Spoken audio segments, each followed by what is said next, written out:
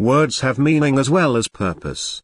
We do not speak just because we know a language, but because there are goals we intend to achieve by virtue of our use of language, such as asking questions, issuing commands, making statements, offering ideas, etc.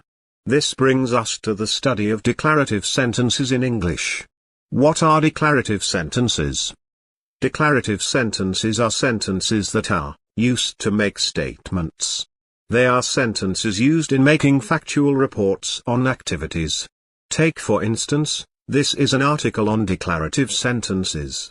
The sentence above is a simple sentence by structure, but in terms of its function, it is a declarative sentence. This is because it makes a factual statement, and we know this because its claims can be verified and proven true, which reinforces the idea that it is a declarative sentence. Other examples of simple sentences functioning as declarative sentences include, Nigeria is a country in Africa. Bitcoin is a fast-growing cryptocurrency. There are 7 continents in the world. Simple sentences are not the only sentence structures that can act as declarative sentences. Compound sentences and complex sentences can also function as declarative sentences. Examples of compound sentences functioning as declarative sentences: the sun rises in the east and sets in the west. Man proposes, but God disposes. The Great Walls of China are visible from a high altitude and are a beauty to behold. Indians are very creative and they are well diversified too. Examples of complex sentences functioning as declarative sentences: Titanic was a legendary movie, even though many don't know it was a true story. Patience is a virtue, especially when it's all you can afford. Vikings were pilferers and raiders while also tilling the soil. The examples above are statements of facts in their own rights. Declarative sentences are not only known for stating facts, but they perform other functions. They can present routine informations, promises or commitments, indirect commands, etc. Routine information. I wake up as early as 6 to go to work. The Johnsons eat toast every Saturday evening. She only visits the gym when she's feeling lonely. Promises or commitments. I will let you know my decision by next week. It will be decided in our next board of directors meeting. I will buy you a bike if you ace your exams. Indirect commands. You should come with us. They wouldn't mind if you offered them some help. Good children should not stay up so late at night. Advice. You should do what is right, even when you don't feel like it. You should not bite the fingers that feed you. You mustn't watch reels for too long because they waste your time. Declarative sentences can be rendered in present tense, past tense as well as future tense, present tense. This is my house. I live here. Past tense. They were best of friends until the incident. It was the best way to resolve the issue. Future tense. It will rain heavily tomorrow. The council is going to deliberate on the issue in their next meeting.